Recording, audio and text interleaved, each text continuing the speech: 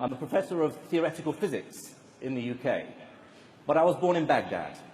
I have an English mother, an Iraqi father, and so on my father's side, I have this heritage of these great scholars from a golden age that I feel passionate about sharing with the world. I wrote a book a few years ago called Pathfinders. It was translated into many languages.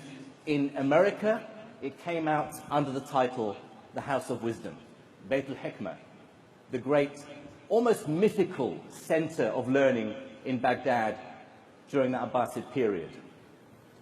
Now, thankfully, of the books that I've written, it's the only one that's been translated into Arabic. العصر الذهبي للعلوم العربية الرواد. In that book, I describe many of the great achievements of this golden age of science, as the golden age of Arabic science.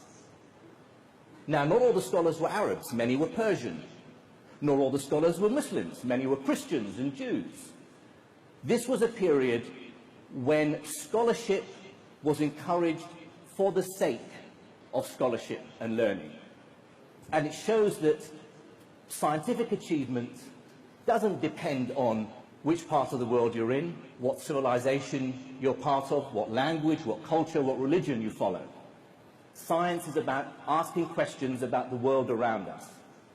And I think it's important to remind the Arab world and the wider Muslim world that science wasn't a construct of the West, even though that is the narrative that we are even taught in schools in the Arab world today. That science really goes back as a continuum, all the way from the ancient Greeks through this golden age of Arabic science, through to the Renaissance and the scientific revolution. Greater scholars might want to go to Harvard or MIT in America. There, if you had an idea, if you're a philosopher, a scientist, a theologian, a mathematician, a musician, any sort of scholar, Baghdad was the place to go. And all creeds, all cultures, all religions were tolerated because there was this spirit of free and rational inquiry.